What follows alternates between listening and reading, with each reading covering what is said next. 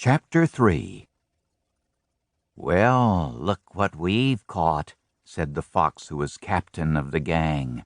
"I think we've got a good one, a real prize." And he laughed. "I'll bet he has a slew of fine things in that fat bandana," said the ferret, crouching next to him. "It looks full as a ripe melon." "I wonder if he's good to eat," said the third character, looking down the hole, a weasel. "No, their meat is tough," said the fox. "But surely we can use him for something or other, maybe for hunting. They have an incredible sense of smell." These villains were never really certain what they wanted, but they knew they liked to be evil in any convenient way. Being evil was what they were best at. Everyone enjoys being best at something. "They make too much noise," said the ferret, whereupon Dominic vented a series of ear-tearing barks. Then, to frighten them, he growled. But they didn't scare.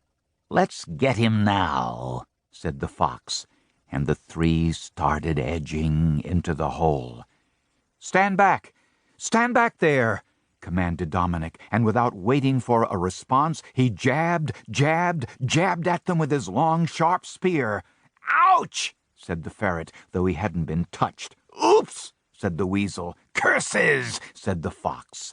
They strove to get at him with sticks and clubs and swords, but Dominic held them at bay with the wonderful weapon the catfish had given him. They were clever as only a fox and a ferret and a weasel can be, but they were no match for Dominic's busy spear. They tried to knock it out of his grip, but Dominic was too quick for them, too adroit, and he knew no fear. "Shall we get some help?"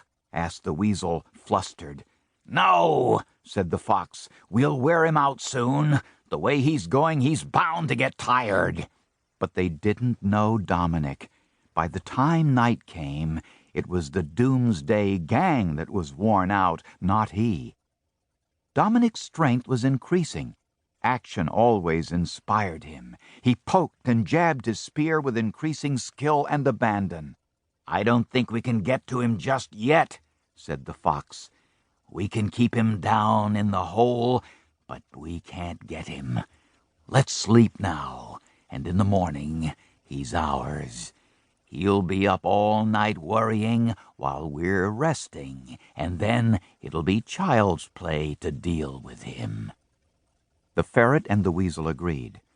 They invariably agreed with the fox, but it wouldn't have mattered if they had disagreed.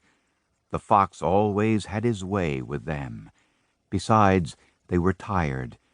Laughing at the futility of Dominic's position, they covered the hole with logs, and after some more cruel jesting, they fell asleep on them, confident of success in the morning. Down in the hole, which was now getting a bit stuffy, what with the logs covering it, Dominic wasn't a bit worried. Challenges were his delight. Whatever life offered was, this way or that, a test of one's skills, one's faculties, and he enjoyed proving equal to these tests. With three villains sleeping on the logs above him, there was no way he could get out of the hole. That was plain. What would you do if you were in Dominic's predicament?